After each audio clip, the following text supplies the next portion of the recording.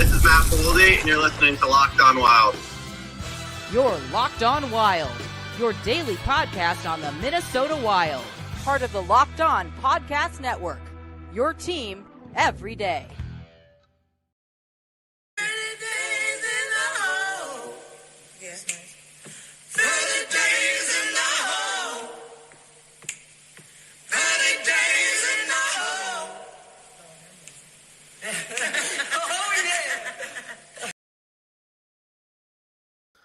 All right, everybody, you know what that sound means. It's time for yet another live show here on Locked On Wild. Best show of the week, hands down. So let's turn it over to your host, Denny. Good afternoon.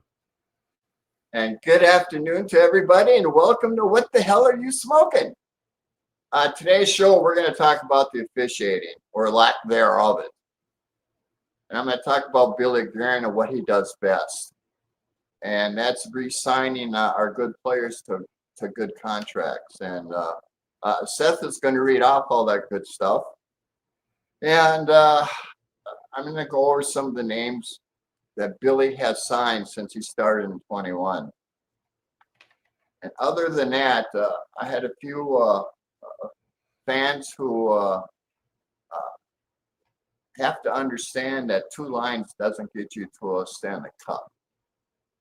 You need 4 lines and a really good goalie, and you have to have the hockey gods smiling upon you in order to win the Stanley Cup. Because not only you have to be good, but you got to be lucky. And that's just the way it is. You look at the Florida Panthers, they're 4 lines deep. They got 3 scoring lines and a checking line. They got Bobrovsky. In Edmonton, you got 2 of the best players in the world. They're 3 lines deep. And the only thing I question about Edmonton is their goalie. But McDavid is not hurt this year like last year. So, and if there's anyone I want to see win a Stanley Cup, it's the 2 big boys, Draisaitl and McDavid. I mean, they're 2 of the best players in the world, and they haven't won anything. And maybe this is their year. I mean, I don't know. We'll see. It's going to be an interesting series. Which brings me up to the officiating. Now, if anybody saw the Edmonton-Dallas series, you know there was something wrong there. And believe me, this is not new in the NHL. There's been several times where referees have been caught cheating, and they don't fire you in the NHL, they remove you. And they make it very hard to find out who they are. But, you know, you can go all the way back to 2002 to 2003 when the Wild beat Colorado. If you remember, all the penalties that were called against us that when there wasn't any. In fact, after that series was over, 2 of the officials got removed. And, you know, this has been going on for a long time. There was one big cheating scandal back in the 80s where they fired 5 from one deal. And it's nothing new. I mean, it happens. And this year, we have 1, 2, 3, 4, 5 referees who have been removed already. And I don't think it's over with because that Edmonton-Dallas series was it was terrible. You know, and everybody's talking about all the non-calls, especially the slashing and the cross-checks with intent to injure, and there was no calls made at all. Well, you know, for Dallas, it's really hard to beat Edmonton to begin with, but when you have to deal with the refs too, it's virtually impossible. You can see how they just kind of lost it at the end. Well, when the refs don't call nothing, that's what happens. And it's a damn shame. The refs are taken away from the game. And as I have talked about before, the players have to do something about it. They're the only ones that can do it. And it's got to be something out of the pocket. I can't think of any other way to hurt a referee than take his money away from him for not calling. And really, it's, you know, they're in player contracts right now. It's a perfect time for the players to start up band together and figure something out, because nobody wants to see what the refs are doing in the games. And it wasn't just the Edmonton Dallas. I mean, the whole season, you could see how disproportionate it's getting. And it really takes from the game. So hopefully they'll come up with something, because the referees have no accountability. And I've brought this up before. They have to have accountability in order to, I think, to call the game the right way. What do you think, Seth? I mean, I think as we go, we get more and more, everything gets more and more scrutinized. Like, I'm to the point where if I wouldn't want to be an official, because every questionable call is scrutinized, replay changes how many calls that an official makes on the ice. Now you're in this weird kind of in between where do we call the actual call or do we just call something so that it'll get reviewed? It's not an enviable position to be in. And I don't know, like I'm 100% in that there needs to be something done. I don't know if I believe that the officials are intentionally throwing games. Now, if it is found out that they are, then I'm going to look like a complete idiot, but that's not the first time that that's happened. So I don't know. I agree that something needs to change about the officiating for sure. It's not a position that I would even want to be in. So it's a hard job to do, but I don't know what the right answer is. I hear you. Here's a list of the referees that I have found out so far that have been removed this year so far. That's Steve Kozari, Chris Lee, Tom Chmielewski, Chris Rooney, and Tim Peel are gone. They are no longer NHL referees or linesmen. Their history for inappropriate or whatever. I mean, it's very hard to find out from the NHL what's going on because they do not like to talk about it. They don't fire anybody. They just remove them. Imagine that. Anyway, moving on. Talking about Billy Guerin. Now, I've been pretty hard on Billy the last couple of weeks. And this week I wanted to take a look at what he's really excels at.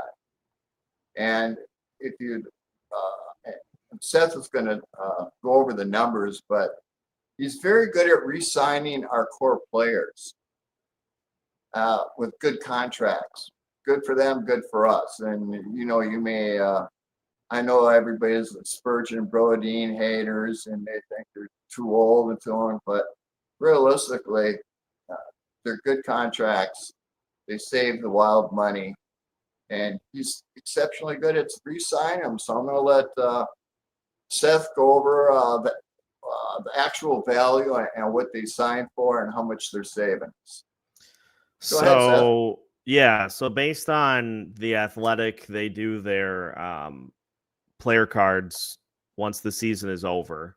And they take a look at, the contract that the player signs and what, based on their statistics, what their actual worth is. And I totaled up everybody that they had cards for, which is basically just about the entire team. It's just they don't include the goalies, which I suppose is, I suppose that makes sense because there aren't many people that are goalie experts.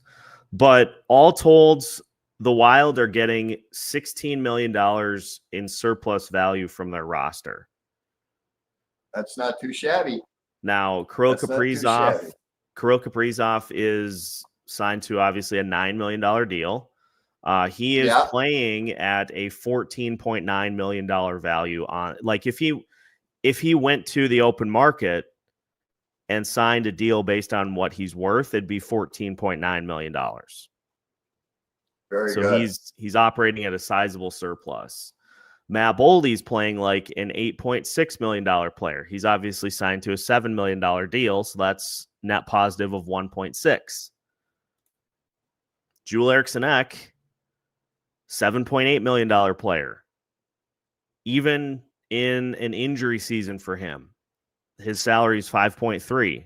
That's probably one of the better contracts you'll find is Joel Eriksson Ek for low fives as far as centers go.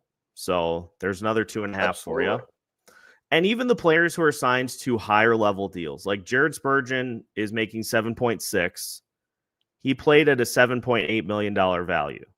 So he's still, even though he's signed to a high dollar amount, he's still giving you positive surplus. And honestly, the higher up you get with those contracts, if you have people that are simply meeting the expectation level of that dollar amount, you're in good shape. Yeah, that's what you're looking for at that point. Now, the interesting one here that I just want to point out, because when have we not talked about Marco Rossy? Marco Rossi's market value for this past season was $7.7 million. Imagine that. So 7, and he's looking for 7, and he's going to get 7.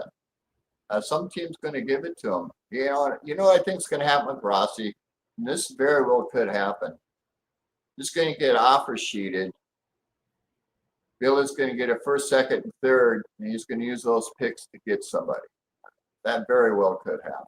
And honestly, that would be that'd probably be best case scenario for that situation. Yep. And you know, every week I try to give you a new trade package.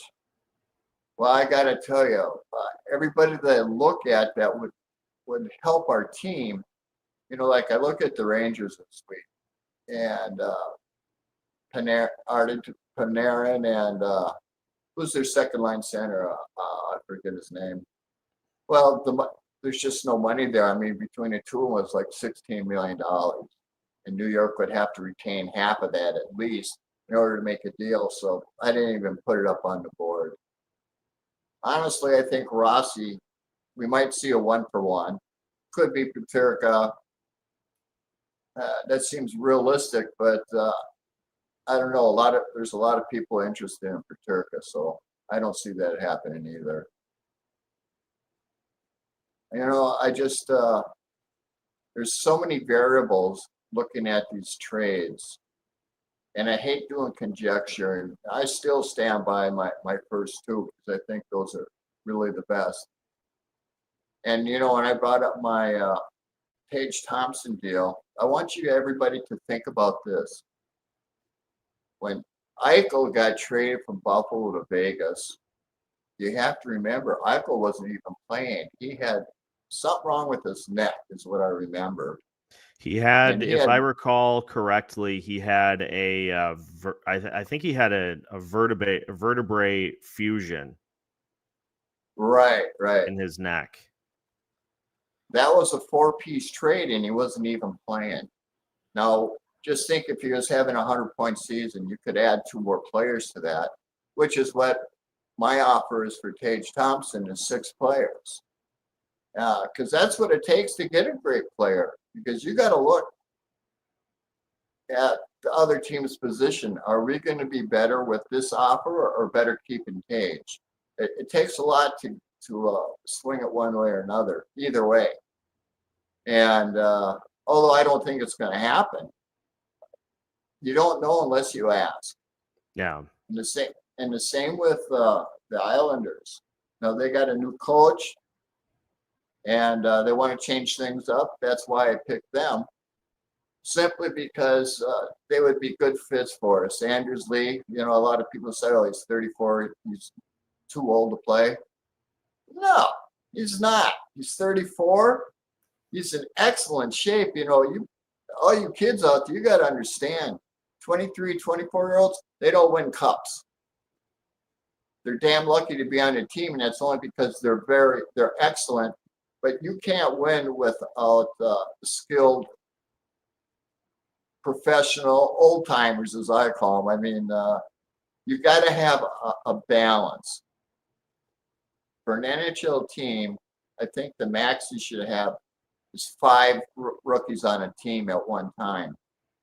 That way, your elders can school you and teach you the ropes. of playing in the NHL because it's a very difficult thing to transition from college to the pros because of the speed of the game. And that's why I was so down about John Hines not playing Z the last game of the year when he just threw him into the fire with Bodo. Again, I still think it's one of the worst coaching decisions. Excuse oh, excuse me. I still don't get it.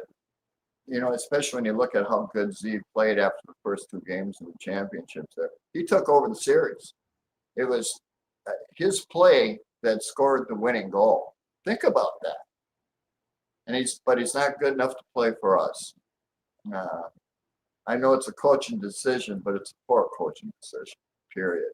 I would never have done it that way. Moving on. Any questions or comments yet? Jay throws this nugget in. He says Chris Rooney is refereeing the Stanley Cup Finals. The list of referees came out today. Well, then they retracted that because he was on the list, and that list came from Facebook from Edmonton actually. That I found that because you can't find any information from the NHL on players that have been removed. They just don't tell you. But it's happened. You know, I remember back in the '80s there was a whole line. It was actually 5 referees and linesmen who got pulled. They got busted for gambling on the games. You know, if you're calling the games, it's quite easy to win some money that way, of course. But it's happened throughout the NHL history for a long time. And something has to be done. It really does. I mean, the refereeing is pathetic right now. And I don't know, did anybody watch the Edmonton-Dallas series? Yeah. All the non-calls on Edmonton. And you could go all the way back when the Wild played Edmonton and McDavid gave the elbow to Mojo in the face. Even after reviewing it, they gave him nothing. What does that tell you? If that would have been one of us, we would have gotten a 2, 3, 4, or 5 game suspension. But because he's the best player in the league, he gets to go scot-free, and that's a terrible decision. It sets bad precedent. Okay. Now, getting down to some of the players that Billy has signed since he started with us, just to give you an idea of what he looks at. Besides Connor Dewar and Brandon Duham, the Dew brothers, which I wish were still here, but they're not. We got Mason Shaw, Dakota Mermis, Tyson Jones, Jake Lucchini, Vinny Lettieri, Pat Maroon, Nick Patan, and Nico Sturm, Cam Talbot, Jordy Ben, Alex Goligoski, Kevin Kapanen, Dmitry Kulikov, Steve Fogarty, Kleinberg, and then my favorite of all time, Nyquist. Do you see a pattern there? Very few kids. And the kids that he does sign, they're just good AHLers. They're not, they don't have enough talent to play in the NHL for whatever reason. That kind of gives you an idea of what Billy looks at for players. And, you know, you take his last couple trades to help the Wild this year. You know, everybody's saying he didn't have the money. Well, that's not really true. You can always make deals to deal with the money. You know, as I said last week, Phoenix was buying contracts for a couple of years for a pick. And that was good strategy for them because I don't know what the general manager did, but he got busted doing something wrong, and the penalty was pretty harsh.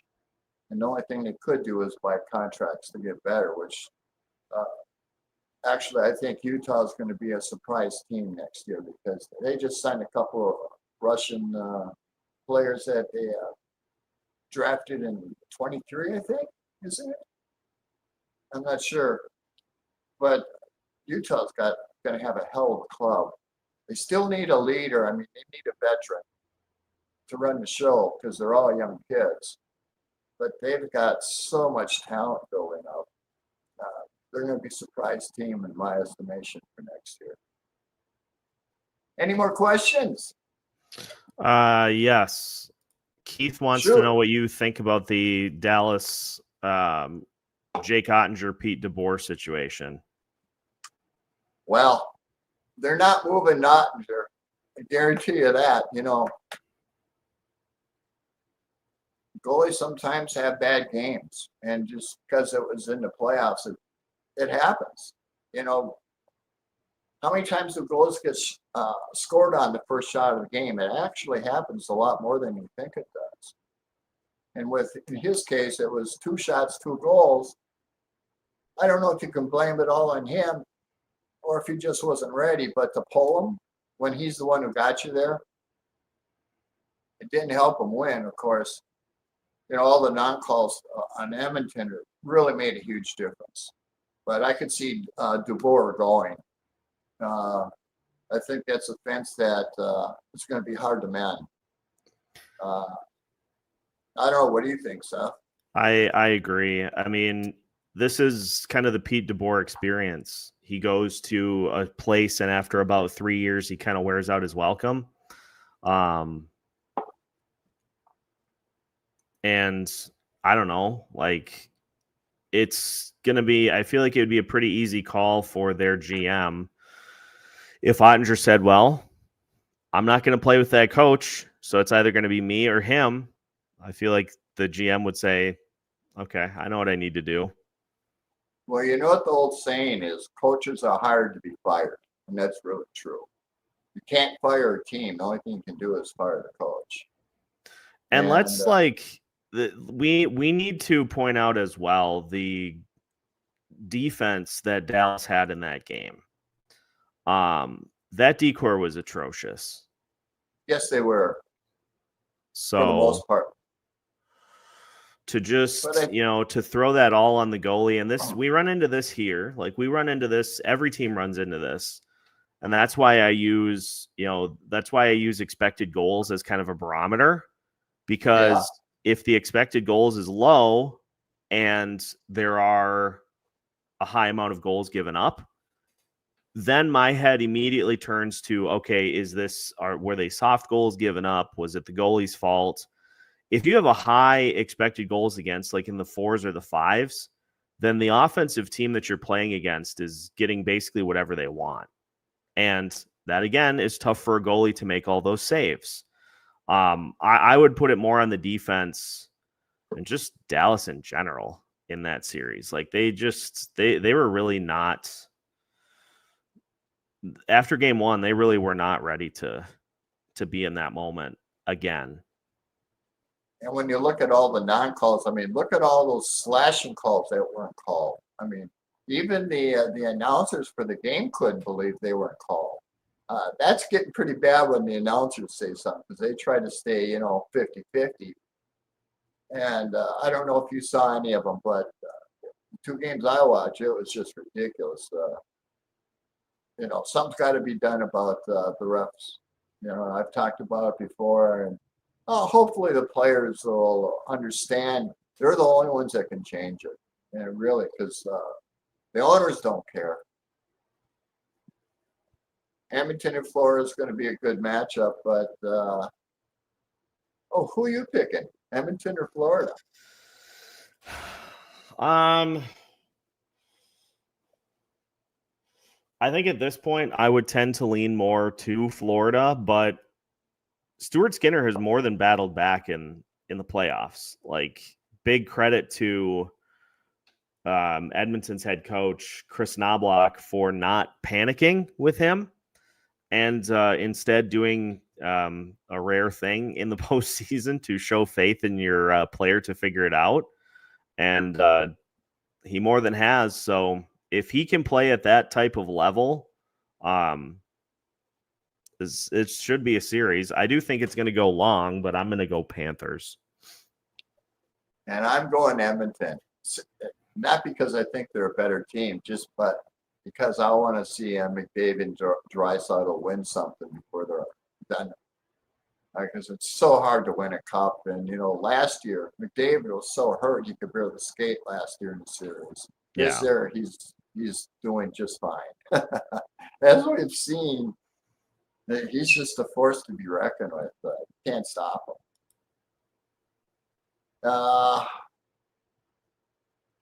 What do you want to talk about? Oh, I have to tell you, a few weeks back, I got dementia and forgot, I have dementia. I forgot that I had a hockey show.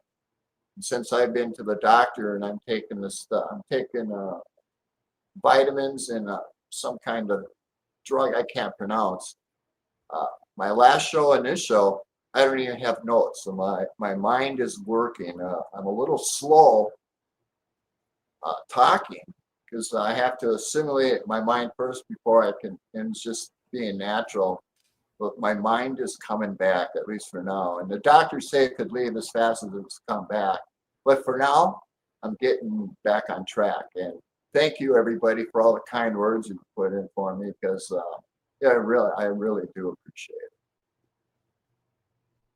it. Okay, Seth. We'll go to this for Big Bear. He says, I'm on board for going all in for Tage, or even Alex Tuck has great value and will bring enough scoring. And at 29, he's 5 years younger than Anders Lee, is what Big Bear's got to say. Well, yeah, I love Alex Tuck. He's original Wild, and unfortunately, they didn't do that very good. They shipped off Alex Tuck to keep Dumba. Eric. Was it Dumba they kept? I Yep. thought it was a center too. That they didn't. Yeah, there was a different play. There was another player in that trade. I want to say it was. Well, I don't want to say it was Cunnin. It was either Cunnin or it was either him or it was Eric Howla. I think it was Howla. Now that I think about it. Yep, it was Howla. And look how Alex Tuck turned out, because he's original Wild pick. Yeah. Alex would be a good one to get. With Rossy, more than likely it's going to be a one-on-one with a player that's equal in value pretty much, which doesn't make sense to me because it doesn't help us. We need a first-line center. We need a left wing. And that doesn't address either one of them. Well, that's kind of why I wonder, like you said, about the offer sheet. I wonder if that's the preferred route, to add some draft capital to the pool to then pull somebody else in so then you think about it as, well, we had Rossy signed to an offer sheet and we ended up getting blank player in return, like an A to B to C kind of thing. Yep. Well, who knows what Bill is going to do? I mean, really, this is his last chance to do something good, because I definitely think he's on the hot seat. Everybody's talking about it. Nobody wants to see Rossy traded. And for good reason. Rossy's a second-year man. And normally it takes 3 to 5 years before NHL players take off. McKinnon, it took 5 years before he took off. And with Rossy, I seen him being an 80-point player right away. I mean, he's that good. His two-way game is as good as it gets for a 2-year player. I mean, I can't think of anybody whose two-way play is as good as his off the top of my head. Maybe you can think of somebody, Seth. But yeah, that's tough. That right off the cuff, that's a tall ask. But I'll see if I can think of anybody before the show's done. Okay.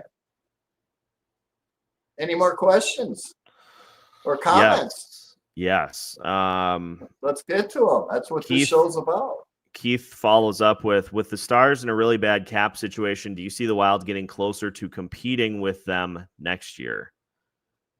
It all depends what he does at trade deadline.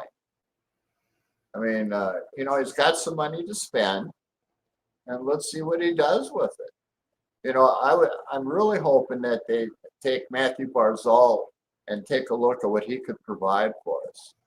And as I had somebody comment last year or last week in the comment section that he's not very durable. He's hurt a lot, and he's a very streaky player. Well, 80 points in 80 games is not a streaky player. And I think he had a torn pec. I'm not sure because, the NHL doesn't tell you. They say it was an upper body injury is all they say. So it's hard to gauge that one. But Barzal is an exceptional skater. He's very creative. He's a good passer. I'm playing with Kaprizov. And this is how I really look at it. Playing with Kaprizov, just about any player would be 20 points better. You got to just look at 10 points per half. That's a very realistic expectation when you're playing with Kaprizov. And the hockey guy said that the Wild were going to sign Kaprizov for $12 million. And it's the first time I've written a comment to him in a long time. I said it's going to cost $15 million to sign Kaprizov, and I got a lot of comments that they didn't agree at all. Everything THG says is godlike, but he's not signed for $12 million. This is going to be probably his last contract, 8 years. $15 million is going to be the number. And it won't be that bad in a few years. And you got to think about when Kaprizov got hurt, they were mentioning him for the heart.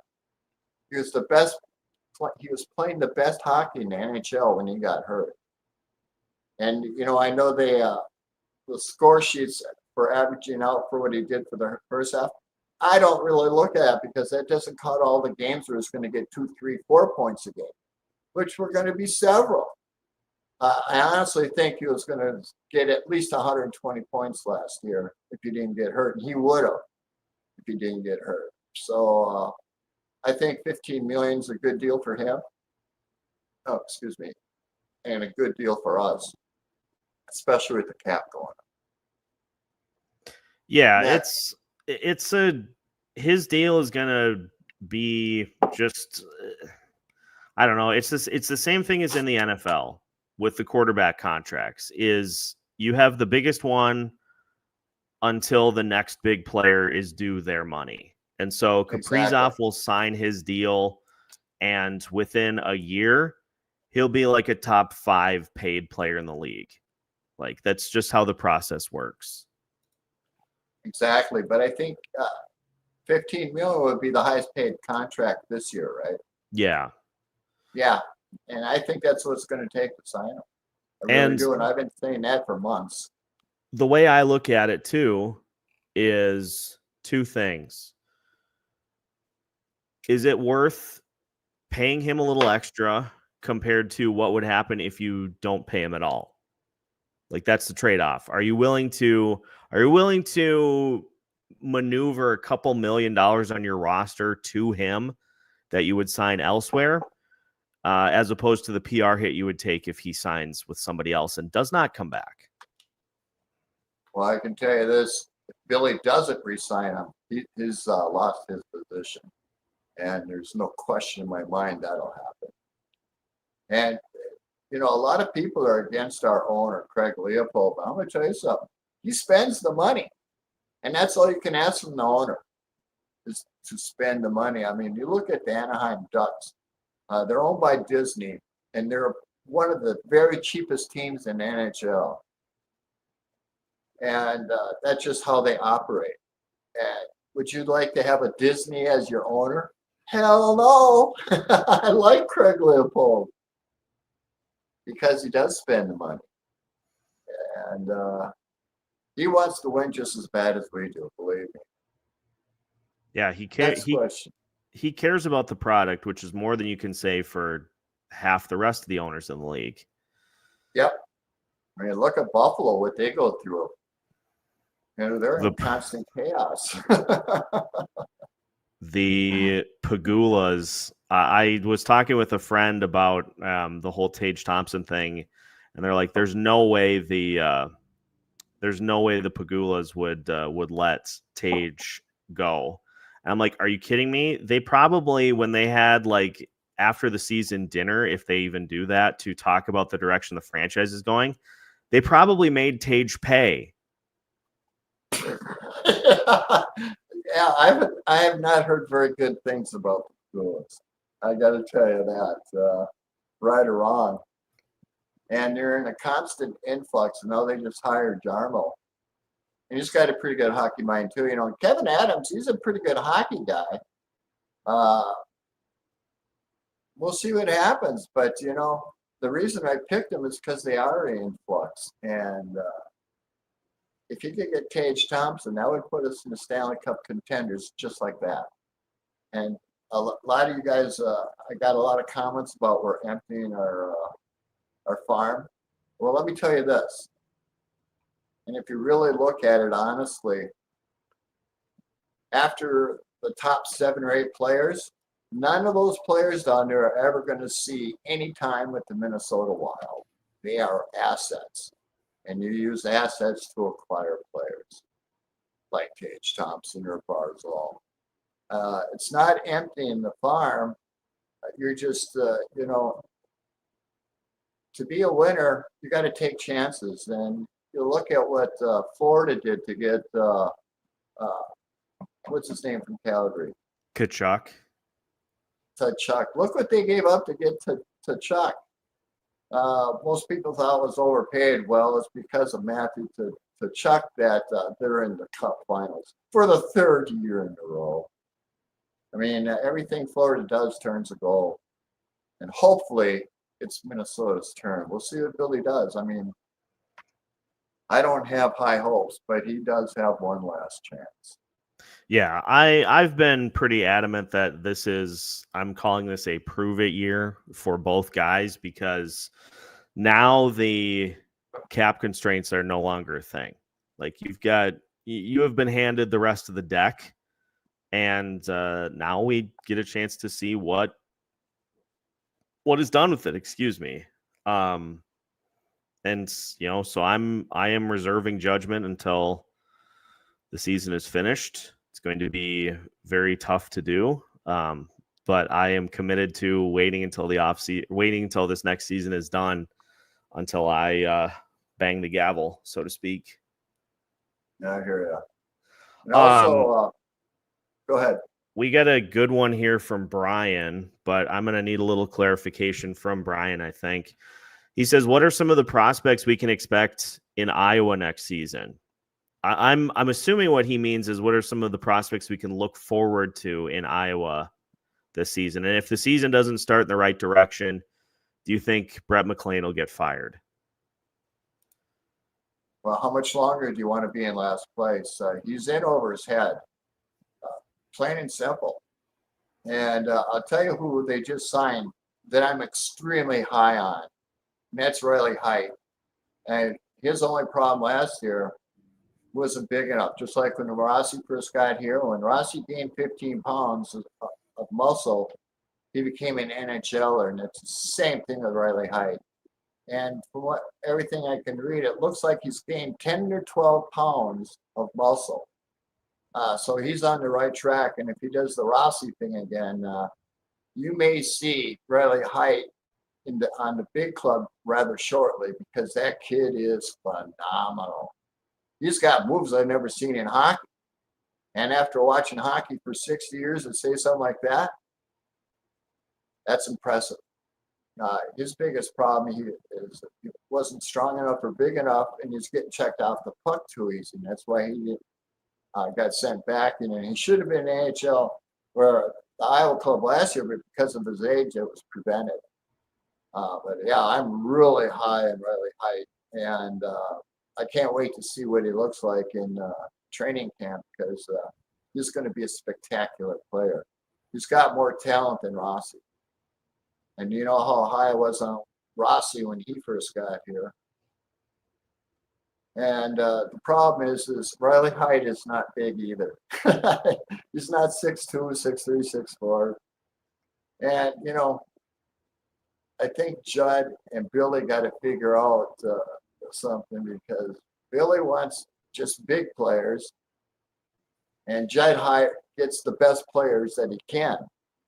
And Rossy is showing the disparity between what's going on. You know my thoughts on Billy and John Hines. No matter what, John Hines is not going to get us anywhere. He's never won nothing. He's had some nice runs, but he doesn't like the kids. And now we're going to have 5 kids on the team next year. And that's Ogren, if he's not traded. You're off. You know, I've seen a lot of people saying that Europe will be a third-line center. I think they're going to start him at second-line center and give him 20 games. It's what they should do to figure out what he brings to the table. Because I haven't seen his two-way game, so I can't give you an honest opinion there. And I hate talking about a player that I haven't watched play. As for all you who don't know, one of my best attributes about hockey is I know how to judge talent. I look at the game a little bit different than everybody simply because I watched it for 6 years. And being a former player and everything else, when everybody watches the game, all they do is they follow a puck. Well, what I do is I watch what the players are doing without the puck. And that tells me what's going on. Which reminds me, my AI dream is falling apart. I found a company that can do it, but they want $1,000 a show. And obviously I can't do that. I don't make a dime doing this. I do this with the love for Minnesota Wild. So I got somebody who's coming in. He said there's some programs out there that we could probably use. It won't be like what I want, but at least I'll be able to teach you the game within the game. And what I mean by that is how teams use setups, the 1-2-2, the 2-1-2, the 1-3-1, the diamond system. I mean, there's several different systems, and I think most of you don't know what they are. And I'm going to teach you and show you how it works. I'm going to take great gratification in teaching you people what I see in the game. And the problem with that makes it so hard is the NHL won't let you use their clips. They got copyright, and they're very strict on it. So you got to come up with something different, and hopefully I can get it figured out, because I really would like to show everybody all the little things, the game within the game. And so I'm still working on it, unfortunately. Next question. Let's go to Jay wants to know if you are a fan of Wes McCauley as a referee. Hard to say. You know, I don't watch him enough to tell whether he calls a good game or a bad game, to be honest. Hard to say. I mean, all I can tell you is the officiating has gotten so bad, and not just against the Wild. Every single team complains about officiating today, and that's been a very long time since that's happened. Now, back in the 80s, there was a time where, and in the late 70s, and I'll give you an example. The Broad Street Bullies, they didn't play hockey. They just beat the hell out of the other team to win the game. And after a while, the players just got fed up with it. But, you know, if the refs don't call it, that's what happens. And, you know, you saw Hartman go off on a play because, you know, that if you remember, Stutzel, is that his name? Stutzel? Stutzla, yeah. Stutzla. He was cross-checking and slashing him well before that ever happened. And when a ref didn't call nothing, Hartman went off. Now slamming his head on the ice, that's not a good idea. But you can understand why players get so frustrated because the referees don't call the game the way they should be called anymore. It's so evident now that it's just, it's hard to watch. And when the announcers say the same thing and they try to be as impartial as they can, when they say, why wasn't that a penalty? You know that's a problem. So once again, it's the players that got to fix it. Referees need accountability. Next question. Let's go to this one. Thoughts on adding Patrick Kane and Jonathan Taves if Tage was your number 1 center and Eck was your number 2? I would pass on them. I think there's better players out there. Yeah, I saw the whole. I saw the report that Jonathan Taves is looking to make his way back to the NHL. Look, the guy's he's a winner. Like, I'm not going to take that away from him. But the thing I worry about is that he's been out of the game for 2 years now. Yeah, 3 at years. least. Yeah. I just am very meh about that. Patrick Kane on a 1-year deal, sure, but I don't go any longer than 1. And I think from what I'm hearing, his preference is to go back to Detroit. Chicago? Oh, is it? I think so. From what the Locked On Red Wings guys are saying is, it sounds like his preference is to head back to Detroit. Well, he had a pretty good season with them. Like, what do you have? 59, 58 points, something like that. Yeah. That's not bad. I mean, good for Detroit. But I would pass on. His foot speed is considerably less than it used to be.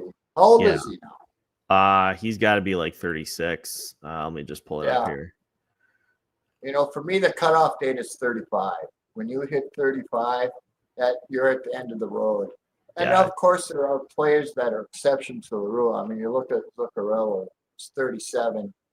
And he's lost a little bit, but he's still a damn good skater, and he's so smart with the puck that he can make up for it. And you look at Brett Burns. He's 40 years old. He can still skate, but that's an exception. That's not a rule. Yeah, and Marc-Andre Fleury was still getting it done at 40, but again, that's an exception. That's not the case all the time. There are plenty of guys that they get to even 34, and it's like, geez, this guy just can't do it anymore. Well, you just don't know when your body's going to start telling you, or your body just starts slowing down. But as I've said before, players now, they work out 12 months out of the year, or at least 11. They have their nutritionists. They have all these specialists to keep them in the best shape they can be. Back in the 70s and 80s, when you hit 30, if you hit 30, you were lucky because players back then, they didn't train year-round. They came to training camp to get in shape, and that's just how it was. And I had Jack on. He was telling us stories about how they had the weight room and they were using the weights for their ashtrays because they were. Tommy McCarthy used to smoke 2 packs a day. I knew Tommy McCarthy personally, along with a few other North Stars. In fact, I'm going to be having Jack on here shortly. We're trying to figure out a time to get him on, but we will. And then I also have Joel Schmidt coming back on. Something to look forward to. But I think I'm going to wait until the series is done and the trade with Rossy and how things take shape with the Wild before I bring him on because, he's a very special guy. He's been doing sports in the Twin Cities for 40 years, and to get his take on it is a special thing. And I'm damn lucky to have him come on my show. and he really likes coming on the show, which makes me feel pretty good. But we're going to wait till the end of the season so he can give us a wrap up of what's going on with the Wild, the direction it's going, and everything. Next question. Art Zeke, I think special teams need some tuning next season. What can the Wild do to upgrade those? Of course, finding a scoring winger helps, but other than that, let's talk special teams for a minute here. Sure. Well, the Wild, I don't like the way they set up their power play. Number one, I thought they were better when they did it from the half wall, and I would love to see them do it from Gretzky's office, and that means from behind the net. I mean, start the play from behind the net. It's a great way to run a power play, and very few teams ever use it anymore. But it's very hard to stop when you got the passers and the shooters to do it that way. You know, they're stationary, and I want to see the players evolve and move, and they just don't do that. And who's the coach from Ottawa who took over our penalty kill? Yeah, that would be Jack Capuano. Yeah, I don't see anything he's done that's inventive at all. I mean, he does a box one-on-one, and he uses some zone in there. And they keep using Bogan. Have you seen how many times this year that Gus or Flower were left wide open with a player on the side of the net? Most likely that was Bogel's player because he keeps losing them. He just doesn't have the foot speed anymore, so I'd like to see that. But getting back to the power play, it's really going to depend on who we get before you can. But I would like to see them change up how they do it because you know, they're using the box and trying to make the perfect pass to the middle. That's too easy to defend. You got to make the players move back and forth. And when you watch really good power plays, other teams can't keep up with the puck, and that's how they create their openings. And they're always moving, they're always circling, and that's what I would like to see. And really, I would really like to see Gretzky's office started out again because when you have somebody like Zuccarello behind the net who can pass, and you got Kaprizov in the slot, and you're moving the puck back and forth, that's going to be a goal. It's very hard to stop because you use the net as a defender against the defenders. And I don't see why.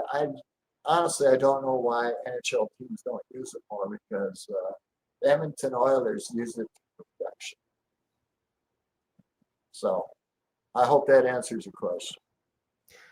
And as far as penalty goes, penalty kill, that is, the Wild are one of the worst. This is about the only time that I will bemoan faceoffs.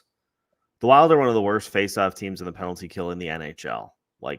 And not just this past year. This is something that spans multiple coaching staffs. Yep. A bad penalty kill.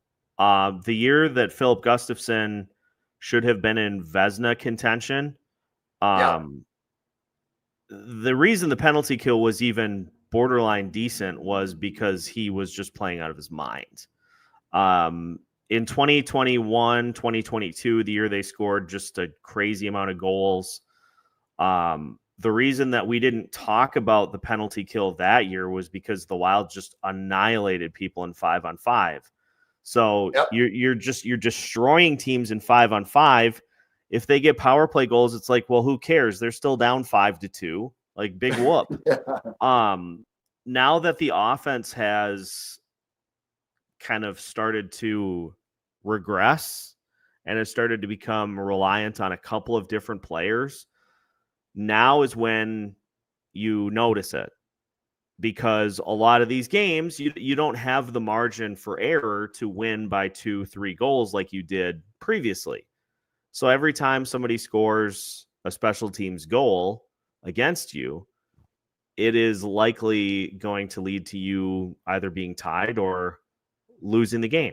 So I think that's a huge reason why we notice it more, but face-offs and just I keep going back to the 90% thing. I think they're doing 90% of what they need to do, but the other 10%, face-offs, clearing the puck,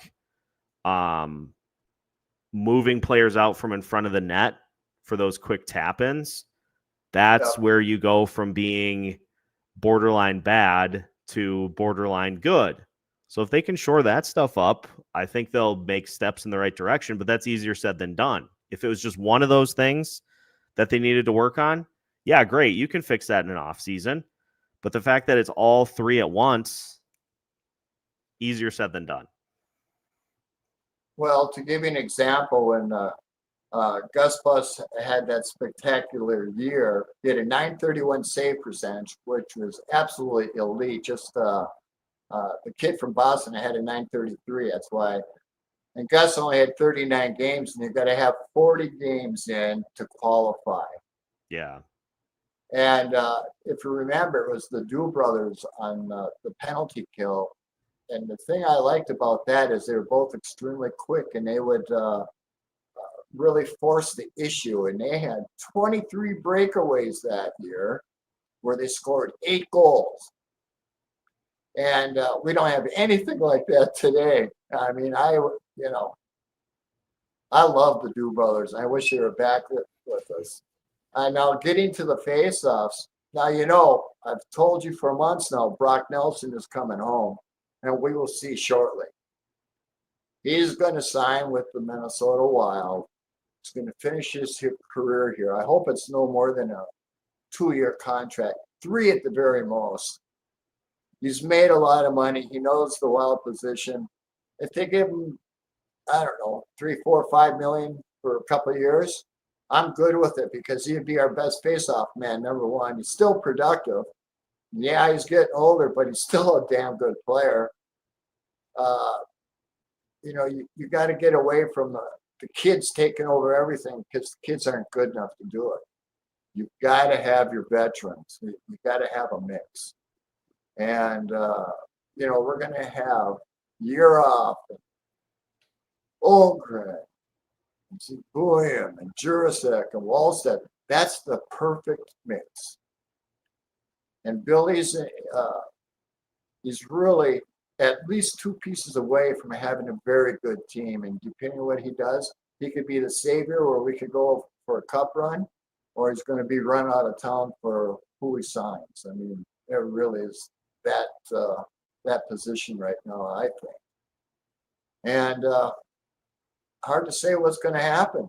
I mean, they're trading Rossy, and that's that. But Brock Nelson's coming home. Believe me, this is more about family history and the Christian brothers, and because he's part of the Christian brothers family.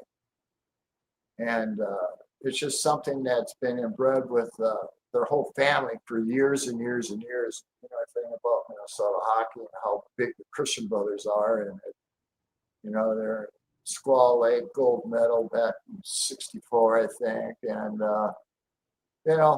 it's a huge family thing. And he's going to finish his career here to carry the torch on. And I know everybody says I'm crazy for saying, you watch and see.